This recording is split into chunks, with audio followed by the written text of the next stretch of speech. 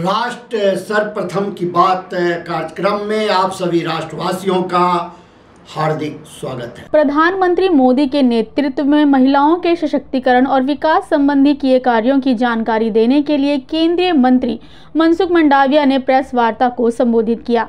इस अवसर पर उन्होंने कहा कि 7 स्तंभों पर महिला विकास का कार्यक्रम सरकार द्वारा किया गया है।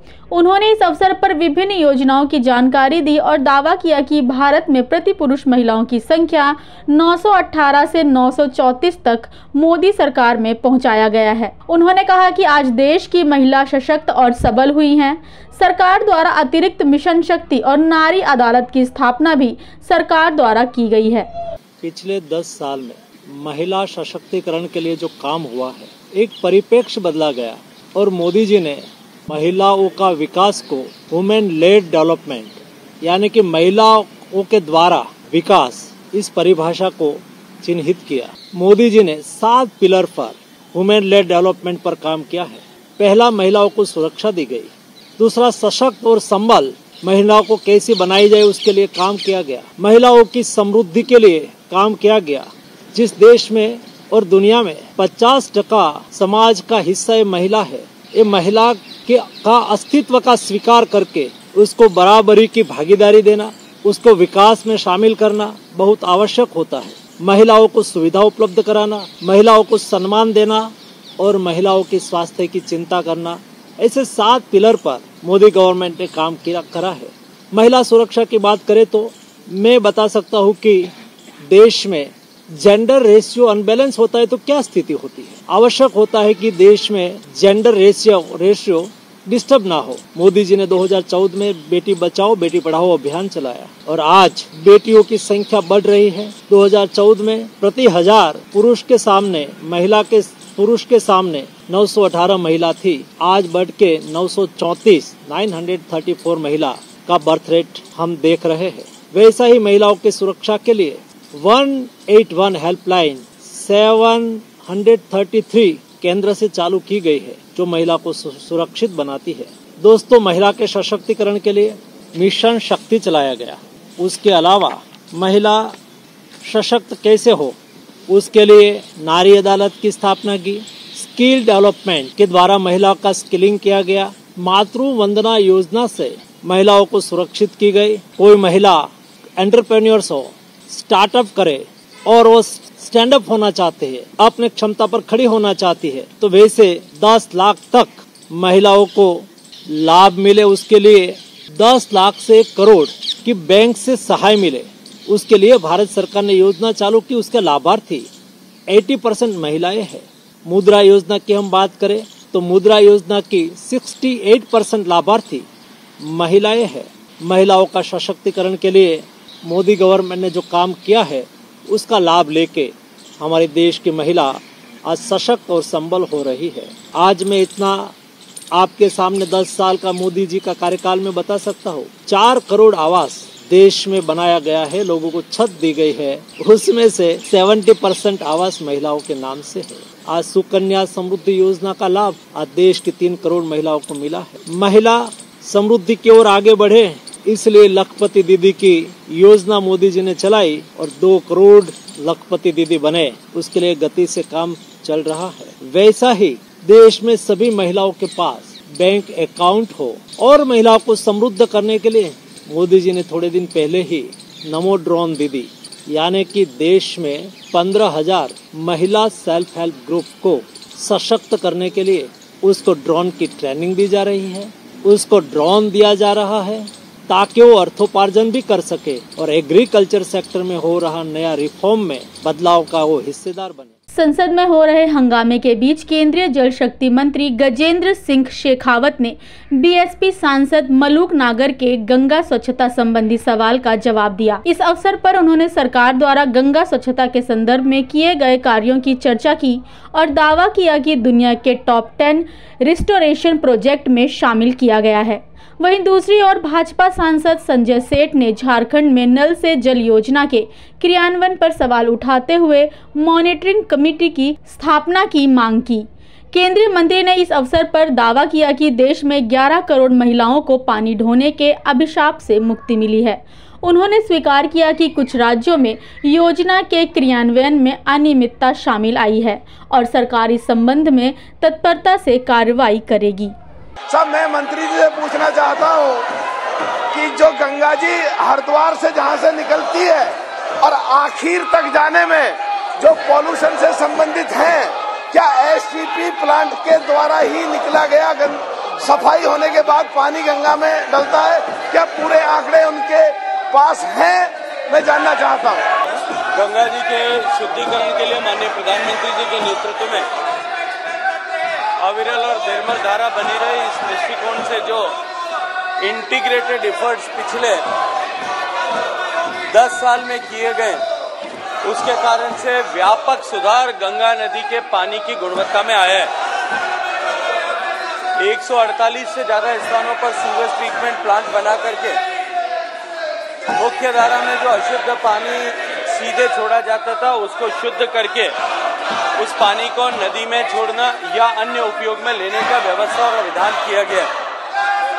माननीय अध्यक्ष महोदय, मैं माननीय सदस्य के प्रश्न के माध्यम से सदन के संज्ञान में लाना चाहता हूं कि पिछले 10 साल को यूनाइटेड नेशंस ने डिकेड ऑफ रिस्टोरेशन ऐसा मानते हुए पूरे विश्व भर से एंट्रीज को इनवाइट किया था और उन एंट्रीज के आधार पर जिस तरह से पिछले 10 साल में दुनिया भर की जो एंट्रीज आई, उनके आधार पर जो यूनाइटेड नेशंस ने समीक्षा की है, उसमें माननीय प्रधानमंत्री जी के नेतृत्व में चलने वाले इस मिशन गंगा को दुनिया के टॉप 10 रिस्टोरेशन प्रोजेक्ट में ऐसा सम्मिलित किया गया है। एक एक बूंद पानी जो सूवेज का आता है, सूवेज ट्रीटमेंट प्लांट में आता है, वो क्वालिफाइंग स्टैंडर्ड जो है नदी के पानी की जिस तरह की अपेक्षा है, उस तरह का बना करके ही नदी में छोड़ा जाए। इसको सुनिश्चित करने के लिए हम सारे सूवेज ट्रीटमेंट प्लांट्स पर काम कर रहे हैं। नरेंद्र मोदी जी ने जिस संकल्प के साथ देश के हर नागरिक को नल से जल योजना, किंतु दुख यह है कि झारखंड के अंदर वहां इंडी की सरकार 10,000 करोड़ रुपया मोदी सरकार ने दिया, किंतु अभी तक 33% ही खर्च हो पाया है। वहां ठेकेदार 100-100, 200 फीट करके बोरिंग करके चले जा रहे हैं, कोई जांच नहीं हो रही है। मोदी जी के संकल्प को फेल करने की योजना बना रही है। मेरा मंत्री जी से आग्रह है कि मॉनिटरिंग कोई कमेटी बनाकर उसकी पूरी जांच कराएं। माननीय प्रधानमंत्री नरेंद्र मोदी जी के नेतृत्व में प्रत्येक घर तक पीने का पानी पहुंचे, इस संकल्प के साथ में, और माताओं बहनों को पीने का पानी ढोने के अभिशाप से मुक्ति लेने मिले, इस संकल्प के साथ में जो योजना प्रारंभ की गई थी, उसके व्यापक परिणाम आज दिखाई देने लगे। और पिछले 4 साल के इस योजना के कालखंड में जहां देश में केवल 16% घरों तक पीने का पानी पहुंचता था, आज देश में 72% घरों तक पीने का पानी पहुंचना संभव हुआ और देश में लगभग 11 करोड़ माताओं बहनों को पीने का पानी ढोने के अभिशाप से मुक्ति मिली है।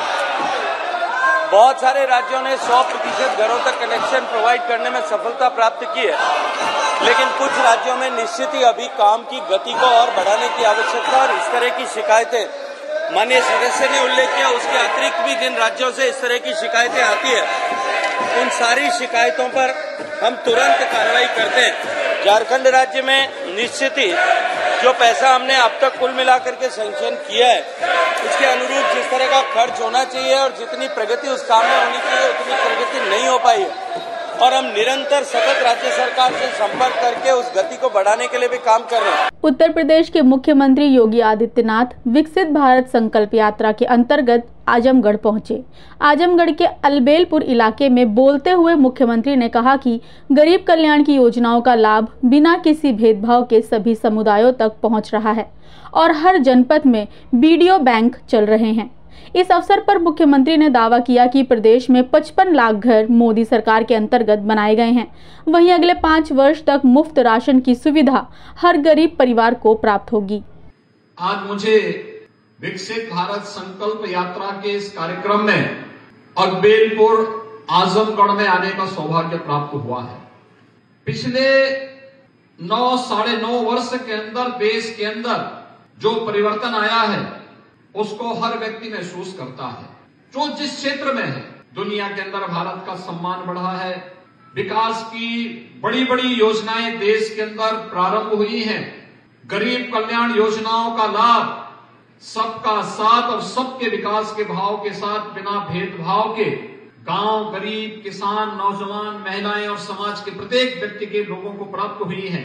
तो आने वाले समय में अब 100% सैचुरेशन की तरफ हम कैसे बढ़ सकते हैं, इस दृष्टि से यह संकल्प यात्रा गांव-गांव जा रही है और उत्तर प्रदेश में इसके लिए 536 वीडियो वैन हर जनपद में चल रहे हैं। इनका कार्यक्रम कहीं इसी बात से है कि यहाँ पे आपने सरकार की योजनाओं के भी स्टॉल देखे हैं, स्वास्थ्य मेले भी लग रहे हैं, आयुष्मान कार्ड भी बनेंगे और लाभार्थी परक योजनाओं का लाभ लोगों को प्राप्त हो, इसके फॉर्म भी भरे जाएंगे। भैया बहनों, कोई कल्पना कर सकता था कि 9 वर्ष में 4 करोड़ लोगों के घर देश के अंदर बनेंगे और उनमें से 55 लाख गांव घर केवल उत्तर प्रदेश में मिले हैं। ये कल्पना थी, लेकिन ये आज वास्तविक धरातल पर उतरता हुआ दिखाई दिया है। कोई सोचता था कि देश के अंदर 50 करोड़ लोगों को फ्री में आयुष्मान भारत के अंदर 5 लाख रुपए की स्वास्थ्य बीमा का कवर मिलेगा, लेकिन यह वास्तविकता है। उत्तर प्रदेश में 10 करोड़ लोगों को इस योजना का लाभ प्राप्त हो रहा है। प्रधानमंत्री अन्न योजना का लाभ, पहले पैसा देके भी सरकारी दुकानों पे खाद्यान्न नहीं मिल पाता था और आज देश के अंदर 80 करोड़ लोग और उत्तर प्रदेश में 50 करोड़ लोग पिछले 3.5 वर्ष से तो फ्री में राशन की सुविधा का लाभ प्राप्त कर ही रहे हैं, बल्कि अगले 5 वर्ष तक फ्री में राशन की सुविधा हर गरीब परिवार को प्राप्त होगी। इसकी भी गारंटी मोदी की गारंटी के माध्यम से आप सबको प्राप्त हो गई है। ऐसे ही हर वह योजना, चाहे वह हस्तशिल्पी हो, मैं यहाँ पे देख रहा था आजमगढ़ की पोट्री भी यहाँ लगी हुई है, निजामपुर की साड़ियां भी हैं और अलग अलग विभागों के द्वारा जो कार्यक्रम किए गए हैं। अगर आजमगढ़ की ही मैं बात करूं तो आजमगढ़ में हम लोगों ने अनेक ऐसे कार्यक्रम यहां पर लागू किए हैं जिन योजनाओं का लाभ यहां पर हम सबको आज देखने को प्राप्त हो रहा है। और उसी कार्यक्रम की श्रृंखला में आज भाइयों बहनों हम सब आपके बीच में यहां पर आए हैं। आज आजमगढ़ का तो भाग्योदय हुआ है। भोजपुरी के अच्छे कलाकार को आपने अपना सांसद बनाया है तो विकास आपके यहां तेजी के साथ दौड़ता हुआ दिखाई दे रहा है। कोई सोचता था आजमगढ़ में विश्वविद्यालय बनेगा? जनवरी माह में उसका निर्माण कार्य पूरा करने के बाद भव्य उद्घाटन की भी तैयारी करने जा रहे हैं। कोई सोचता था आजमगढ़ में एयरपोर्ट बनेगा? कोई सोचता था ये पूर्वांचल एक्सप्रेसवे आजमगढ़ होते हुए जाएगी और आजमगढ़ की पूरी कनेक्टिविटी को 4 लेन के साथ करेगी? कोई सोचता था कि आजमगढ़ में संगीत महाविद्यालय भी बनेगा? और कोई सोचता था कि यहां पे 1,09,000 से अधिक गरीबों को प्रधानमंत्री आवास योजना का लाभ मिलेगा? कोई सोचता था 7 लाख प्रधानमंत्री किसान सम्मान निधि के लाभार्थी आपके इस जनपद में होंगे? कोई सोचता था 7 लाख गरीबों को प्रतिवर्ष, इतने परिवारों को, अगर मैं इस 7 लाख की तुलना करूं तो 35 लाख लोगों को प्रति माह यहां पे फ्री में राशन की सुविधा का लाभ अकेले आजमगढ़ जनपद में प्राप्त हो रहा है। अभी समय है एक ब्रेक का, हम चलते हैं ब्रेक पर, आप कहीं जाए नहीं, छोटा सा break. Powered by Kamal Buildtech Private Limited, fulfilling promises. With our professional team and experience of delivering projects, in past we guarantee you peace of mind and top quality work in an affordable price. और अधिक खबरों के लिए आप हमारे YouTube channel दैनिक India दर्पण को अभी सब्सक्राइब करें और नोटिफिकेशन के लिए बेल आइकन को प्रेस करना ना भूलें। राष्ट्र सर्वप्रथम की बात कार्यक्रम में ब्रेक के बाद एक बार फिर आप सभी राष्ट्रवासियों का स्वागत। छत्तीसगढ़ के नवनियुक्त मुख्यमंत्री विष्णुदेव साय ने नया रायपुर इलाके में प्रेस वार्ता को संबोधित किया। इस अवसर पर उन्होंने प्रदेश के मतदाताओं को भाजपा का चुनाव करने के लिए धन्यवाद किया और 54 सीटों पर जनता द्वारा भरोसा जताए जाने की प्रशंसा की। मुख्यमंत्री ने शपथ ग्रहण समारोह में आए सभी अतिथियों का भी प्रेस वार्ता के माध्यम से आभार प्रकट किया। उन्होंने प्रदेश सरकार की पहली कैबिनेट बैठक के अंतर्गत प्रधानमंत्री आवास योजना का लाभ जन जन तक पहुंचाए जाने संबंधी निर्णयों की जानकारी दी और कहा कि आने वाले 5 वर्षों में भाजपा द्वारा किए गए सभी वायदे पूरे किए जाएंगे।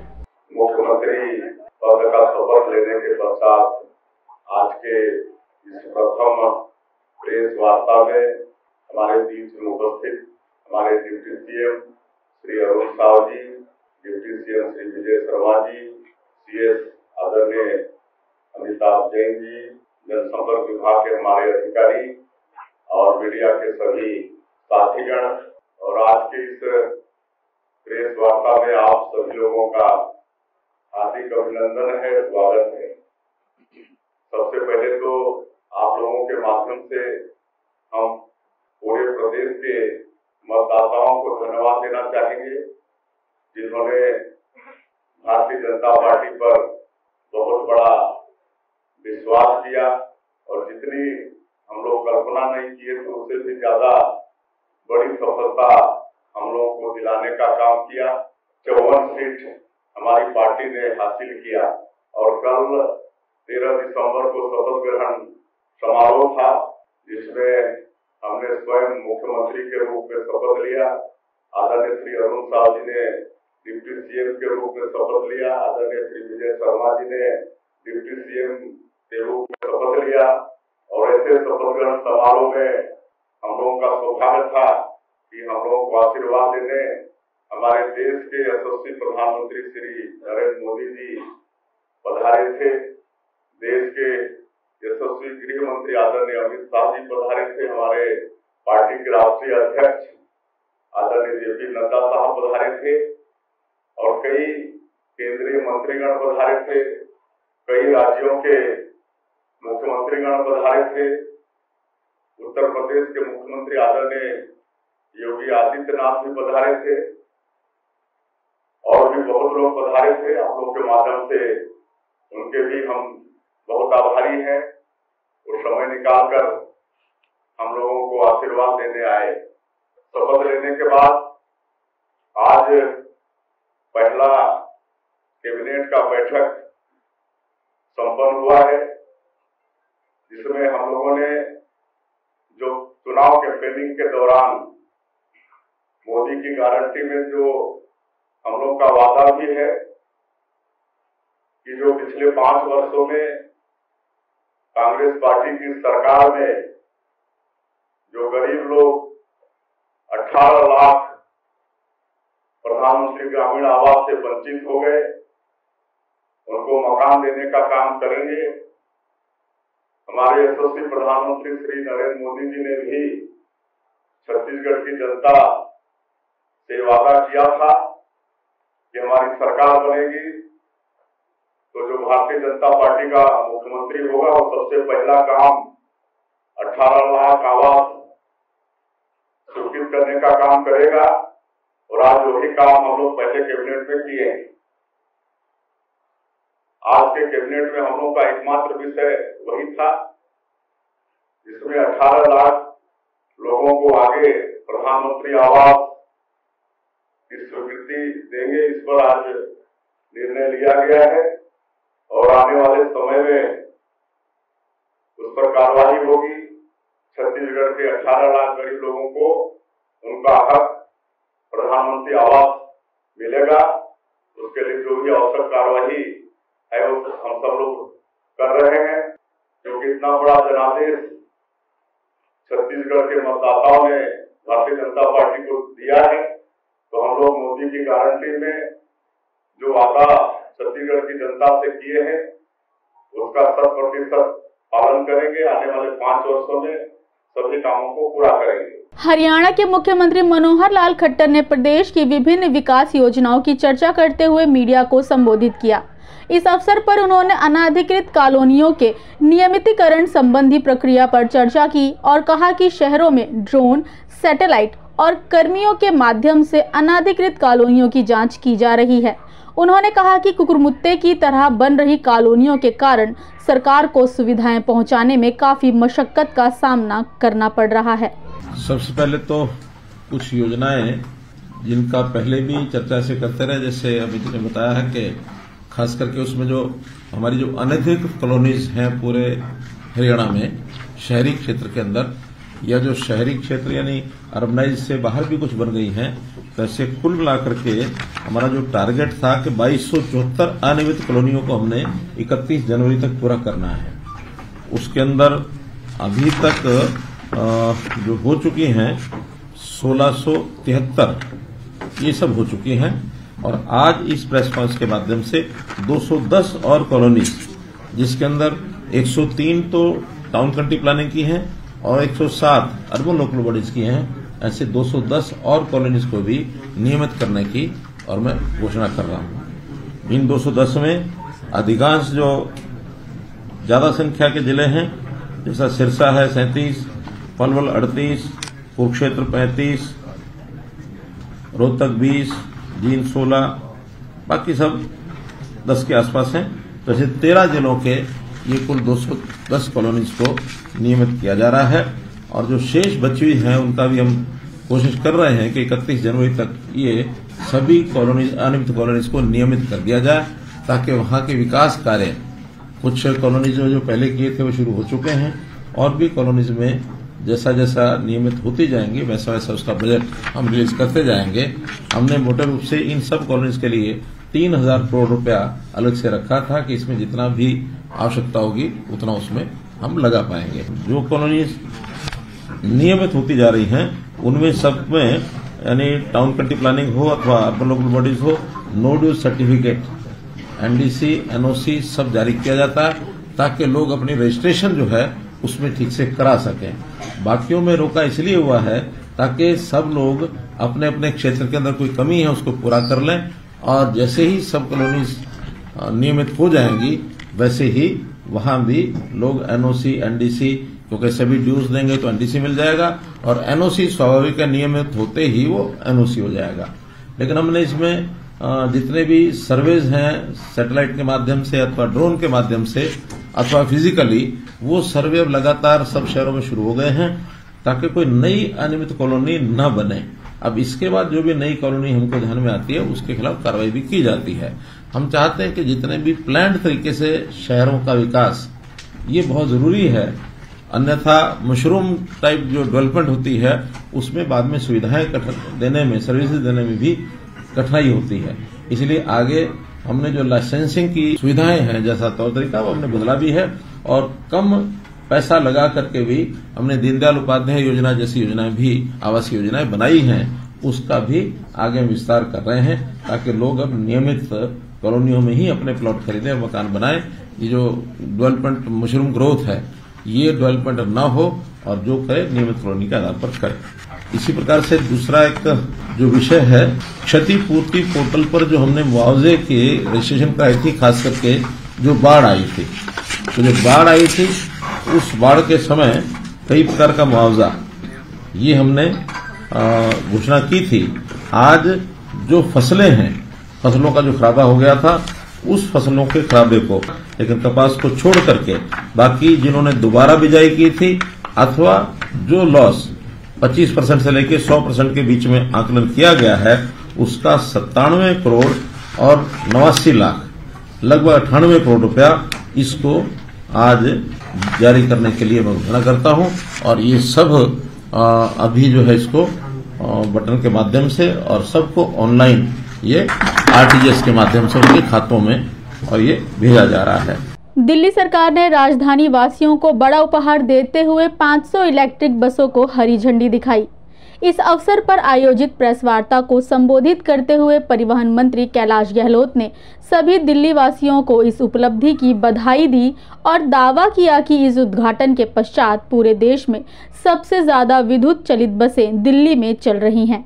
उन्होंने मीडिया से बात करते हुए इन बसों के रूट की भी घोषणा की और कहा कि दिल्ली सरकार का लक्ष्य 2025 तक 8000 विद्युत बसों का दिल्ली में परिचालन शुरू करना है। आज 500 इलेक्ट्रिक बसेस फ्लैग ऑफ हुई हैं और दिल्ली के लिए, दिल्ली वासियों के लिए एक बहुत बड़ा दिन दिल्ली की सड़कों पे दौड़ रही हैं। तो इसकी दिल्ली वासियों को ढेर सारी बधाई, क्योंकि अब किसी भी शहर में जितनी बसेस दिल्ली की सड़कों पे दौड़ रही हैं इलेक्ट्रिक बसेस, इतनी बसें इलेक्ट्रिक बसेस देश के किसी भी शहर में नहीं है। और अगर हम पोल्यूशन की बात करें, प्रदूषण की हम बात करते हैं, तो उसके खिलाफ जो भी लड़ाई है और दिल्ली सरकार ने जो कदम लिए हैं उसमें एक बहुत ठोस कदम ये उभर के आ रहा है। क्योंकि हम सब सर्दियों, स्पेशली जब विंटर्स का समय आता है, तो पोल्यूशन लेवल्स जो हैं दिल्ली में बढ़ जाते हैं। तो अगर इसको समझाने की अगर मैं कोशिश करूं कि एक इलेक्ट्रिक बस से हमें क्या फ़ायदा हो रहा है, तो अलग अलग रिपोर्ट्स और मैनुअल्स के हिसाब से अगर एक सीएनजी की बस भी अगर 1 किलोमीटर चलती है तो 800 ग्राम ऑफ कार्बन डाइऑक्साइड जो है वो एमिट करती है। तो इसका मतलब ये हुआ कि अगर हमारी एक इलेक्ट्रिक बस 1 किलोमीटर चलती है तो 800 ग्राम कार्बन डाइऑक्साइड हमने बचाया। तो एक बहुत बड़ी संख्या पूरे, चूंकि ये हमारी दिल्ली सरकार की बसें हैं और पूरे दिन में मिनिमम 200 किलोमीटर ट्रैवल करती है, तो पूरे साल में लगभग 70,000 किलोमीटर एक बस ट्रैवल करती है। तो अगर आप इसको मल्टीप्लाई कर लें 800 ग्राम इंटू 70,000, तो ये लगभग 56 टन कार्बन डाइऑक्साइड बनता है एक बस का। 800 बसें लगभग 1.5 साल से चल रही हैं समय समय पे, जैसे हमने फ्लैग ऑफ किए। इसका अगर आप कैलकुलेशन करें 34,000 ton of CO2 has been save. तो पोल्यूशन के रिगार्डिंग जब हम बात करते हैं तो एक बहुत बड़ा रिलीफ है। बहुत ही कंक्रीट स्टेप जो है वो माननीय CM अरविंद केजरीवाल जी की लीडरशिप में लिया गया है अगेंस्ट पोल्यूशन। 5 सितंबर 2023 को 400 बसेस का हमने फ्लैग ऑफ किया था, just may be around 2 months back. और आज जो है 500 बसेस की जो फ्लैग ऑफ के साथ हमारे जो बस की फ्लीट है ये 1300 हो जाती है, जो कि देश में किसी भी शहर में सबसे ज़्यादा है। बेसिक जो फीचर्स हैं बसेस के वो आप सभी को जैसे पता है, बट मैं एक बार फिर दोबारा रिपीट कर देता हूँ। वो हमने स्लोगन भी ऊपर दिया है कि 100% इलेक्ट्रिक। इसका मतलब इसमें पूरी बस चल रही है वो बैटरी से ही चल रही है। और 0% स्मोक, इसका मतलब कोई उसमें किसी भी प्रकार का कोई भी पोल्यूशन नहीं है। फुली एयर कंडीशनड है। और जो फीडबैक मिला है पैसेंजर से कि एसी जो है स्पेशली गर्मियों में काफ़ी उसके अच्छे फीडबैक आए हैं। कंफर्टेबल है, कन्वीनियंट है और सेफ्टी और उसको देखते हुए हर एक बस में 3 CCTV कैमरास जो है वो मिनिमम है। हर एक बस में GPS है जिसके माध्यम से इसकी लाइव ट्रैकिंग बसों की जा रही है, जो हमारा कमांड सेंटर है उससे पूरा लिंक है। और पैनिक बटन है, 2 सीट्स छोड़ के एक पैनिक बटन है, ताकि कोई भी पैसेंजर अगर ये फील्स अनकंफर्टेबल, तो ये मेन फीचर्स हैं। एंड 2025 तक हमारा टारगेट है कि 80% जो फ्लीट है हमारी बसों की, उसको हम इलेक्ट्रिक बस में कन्वर्ट करें। तो हमने जो अभी तक जो टारगेट लिया है अपनी बसों का, वो हमने लिया है 10,480 कि 2025 के एंड या 26 की शुरुआत तक हमारा ये 10,480 का फिगर हमें अचीव करना है। तो उसका 80% जो है वो 8,000 नंबर बनता है। तो बाय एंड ऑफ 25 और अर्ली 26 वी इंटेंड कि हमारा जो इलेक्ट्रिक बसेस हैं दिल्ली में वो 8,000 तक पहुंचे। और एक बार जब हम ये 8,000 की फिगर तक पहुंचते हैं तो फिर देश में नहीं लेकिन दुनिया में we will be amongst the select cities places जहां पर highest number of electric buses चल रही हैं। आउट ऑफ दीज 8,000 बसेस, ये भी एक अच्छी और खुशी की बात है कि इसमें से 6,000 बसों के ऑलरेडी हम वर्क ऑर्डर्स प्लेस कर चुके हैं। तो इसकी रफली ऑन एन एवरेज हम हर महीने कुछ ना कुछ नई बसें, चाहे वो 50 है चाहे 100 है, will keep adding to the fleet. और इलेक्ट्रिक बसेस की संख्या जो है इसी प्रकार से बढ़ती रहेगी। जितने भी डिपो हैं दिल्ली में उन सभी को हम इलेक्ट्रीफाई कर रहे हैं। 60 से ज़्यादा हमारे बस डिपोज हैं और इन सबको इलेक्ट्रिफिकेशन का बहुत ही बड़े लेवल पे काम चल रहा है। और अधिक खबरों के लिए आप हमारे YouTube चैनल दैनिक इंडिया दर्पण को अभी सब्सक्राइब करें और नोटिफिकेशन के लिए बेल आइकन को प्रेस करना ना भूलें।